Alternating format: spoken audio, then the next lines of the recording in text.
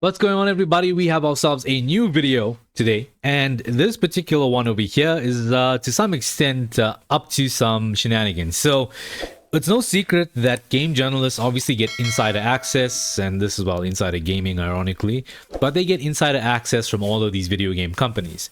More so in the sense that, hey, one hand greases the other. You give us favorable reviews, favorable coverage, you do whatever we tell you that needs to be out there, and in exchange, we'll fly you out, we'll wine and dine you, and we'll give you insider access or first access or exclusives to certain information that nobody else would. Therefore, obviously, your site gets a bit more traction and you get a bit more of a better, I don't know, footing in the gaming industry. You look more as the authoritative source to go to, as also the first source that people should always look for, given that you always seem to be ahead of everybody else in the game. And obviously, when it comes down to journalists, you can't really trust any of them, because you got to understand that when it comes down to gaming journalism, I would say that integrity died a very long time ago. Ultimately, all of these people over here, like most gamers as well, to some extent, they do tend to live out that fantasy of being stuck in the gaming industry, maybe be it by some job of some kind or some other parasitic way of being linked to it. I mean, everybody does it. Some people review video games, some people, or rather a symbiotic relationship, forgive me, not parasitic. I was thinking about journalists being parasites, but that's just my own take on their profession. Now, when it comes down to some of the shenanigans going on over here, it says, as the headline reads, Capcom hits 93% of digital sales record through 2026. But here's where the thing comes in. You see, a lot of this stuff is where I would believe there's a lot of misdirection. And people over here always have this thing where they will read a headline and run with it. Lots of people do this. Do not deny the fact that you have not done it before. Every single human being on this planet have read a headline, not read the article, and assumed something about it. Every single one of us are guilty of it. You've done it at least once. I've learned my lesson not to do that, not to just trust the headline, but rather to read through the article and see what it says to make sure that there's no bullshit in there. Now, as always, the details are always shipped away in the finer print, or rather, all the way down at the bottom, where you're less likely to get to the article. Now, let's read through this. Capcom appears to be pioneering the digital revolution in the gaming space. Based on recent figures, it was revealed in the company's latest financial report that a whopping 93.3% of all sales recorded through quarter one of the financial fiscal year for the firm were digital, leaving physical sales to account for a paltry 6.7%. Look how they did there. They made it look very, very small, right? This figure was bolstered by the success of Resident Evil Requiem, which has become one of 2026 best-selling titles, pushing Capcom to the highest volume it has seen in 5 years. Before going any further, the digital push marches on. Recently, Sony Interactive Entertainment revealed an intention to scrap the production of discs for the new PlayStation games from January 2026 or 2028 onwards. It prompted incredible backlash from the wider gaming community, prompting a petition, a boycott effort, and a global blackout action arranged for late August. This is where it comes in, the wider gaming community. Interesting. However, the numbers are damning. They are the damning thing here. Sony arguably made the decision based on 85% digital sales margin being in front of the center of the most recent reports. Something very important to note, that 85% is actually counting games which are digital only. So if you want to do a fair comparison, you should be taking games that are available physically and games that are available digitally, and then mocking them up to say, look, this is what it looks like when we have these games, which is something they did not do. They included all digital sales in there. They also included DLC from physical games. So even if you bought 10 physical games and you bought 10 DLC, it was basically counting as 10 digital sales and 10 physical sales. So it'll then make it a 50-50 split instead of a 100% physical split. So there's that to look into as well. And on top of all of that, when it comes down to physical versus digital, let's be realistic. They're going to do everything they can to skew these figures wherever possible and be like, oh, you didn't read the fine print. So we're going through the fine print the best we can. Capcom's numbers further strengthen the argument for an all-digital future. For an all-digital future. Look how they put that in bold. All right. Let's go through it and see what that says. In Q1 of Capcom's current fiscal year, 93.3% of all games sold were digital. This represented more volume than last year, with 64% growth being seen year over year, but 2025's percentage was higher. Last year, 95.2% of all Capcom's games sold were digital. To put into perspective, 2023 represented a 5-year low, with 85% of sales being digital, but the consumer behavior is tangible and very apparent in those numbers. In one line, Capcom outlined the situation. Digital contents drove earnings, revenue, and profit up year on year. In terms of the split, this is where it gets important. 60% of digital sales were recorded on PC. So, when you're comparing physical and digital, shouldn't you be comparing physically available games to digital sales that were made? Or physically sold games to digital sales? PC shouldn't be included in this figure because 60% of the sales were on PC, of which there's only digital. Physical games no longer exist on PC. There's older titles, but physical games have basically been dead for a very long time at this stage. PC is all digital at this point in time. It's like 99.99999% digital at this point. So I'd argue that you should be comparing apples with apples instead of oranges with apples. And the reason why I'm saying this is look at the platforms where physical games are available, and then look at the split between digital and physical on those platforms to see if it's viable to keep the physical games going on those platforms. So, for example, take only PlayStation. How many physical games were purchased on PlayStation and how many digital games were purchased on PlayStation as far as Capcom's figures go? And we're talking about base game. Exclude all of the DLC. Only the base game. Do the same for Xbox and Nintendo Switch. Only the base game on that, and then compare it from there. Because I know for a fact, when I go to my local video game store, or when I did go earlier this year, Resident Evil 9 was on pre-order. That game was sold out. Pragmata was sold out. There's no stock on the shelves. And when I ask these guys, has the games been selling? They're like, certain titles do sell. Yes, they sell out completely. They don't keep a lot of them on hand, probably like 5 to 10 at a time. But when it does sell out, it goes back on back order, or maybe somebody pays up front, whatever it is, and they just have the customer to come and pick it up. It's as simple as that.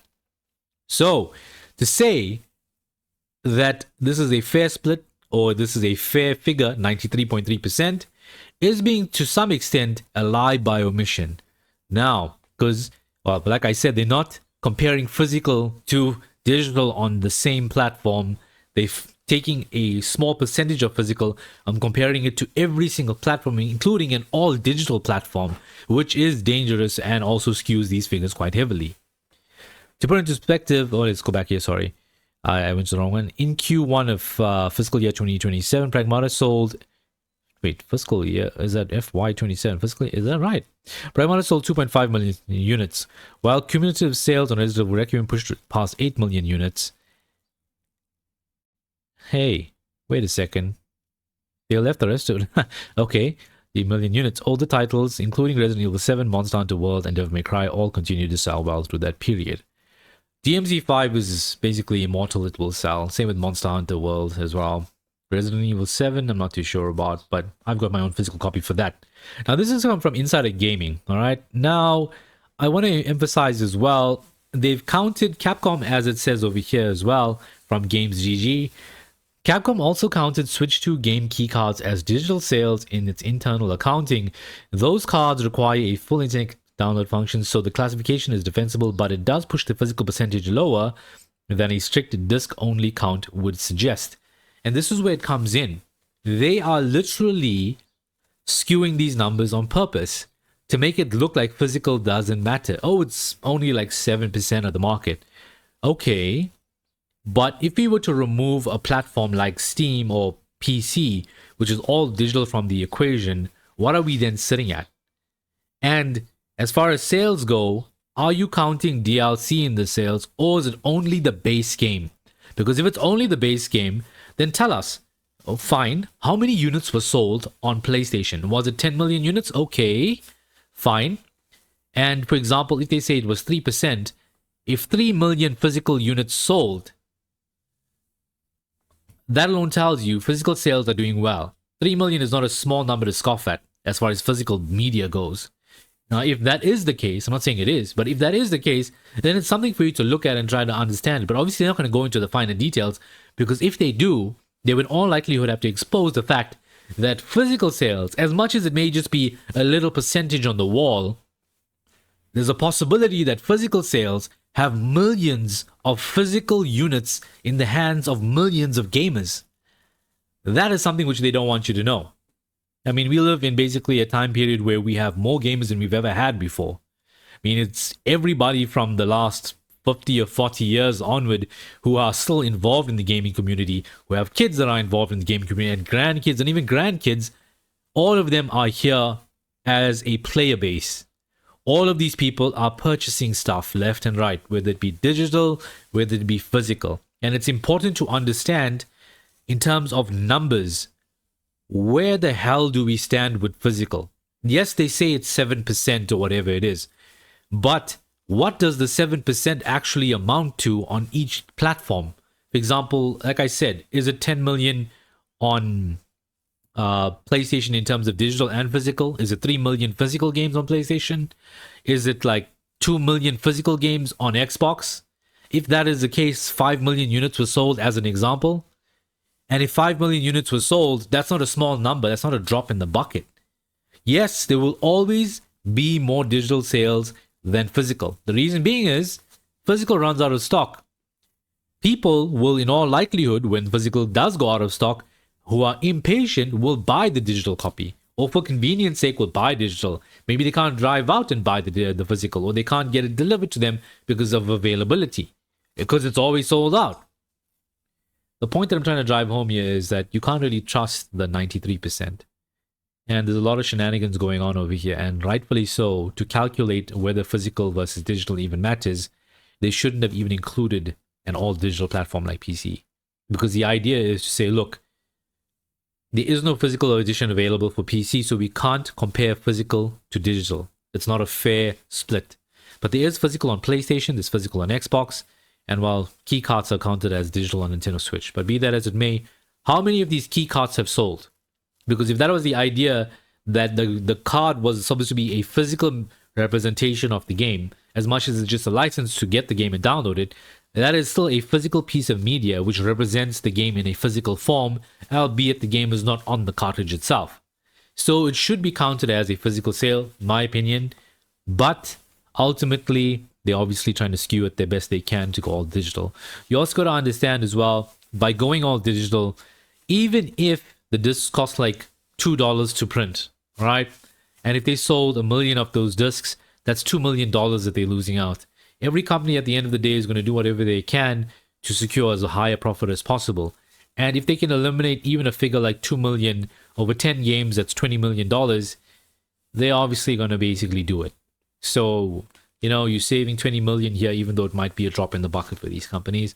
But hey, it doesn't really matter. You also got to understand as well, when it comes down to a physical game, backwards compatibility is something which we've been striving for a while now. People have been excited for it.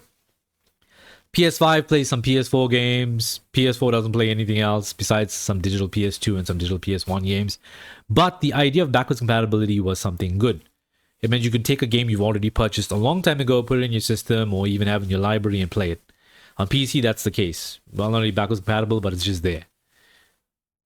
With an all-digital future, think of Call of Duty Black Ops 1 and 2 on the PS5. If you've purchased that game back into whenever it came out, 2012, whatever it is, if you have a physical PS3 copy of the game, you have to now go and buy the game again for the PlayStation platform. Or even if you had a digital copy in your library, you buy it again for the PlayStation 5 platform because it's a different game. They've basically ported it over. So the idea is that if you can't carry over your library, or rather if it's all digital, there's no incentive, or they eliminate the ability for you to carry over your library. Every 10 or 20 years, they can release the same game for a newer system, give you some bullshit reason as to why it can't be emulated and call it a port, and then bill you again for it. That's what happened with Black Ops 1 and 2 on the PlayStation Store.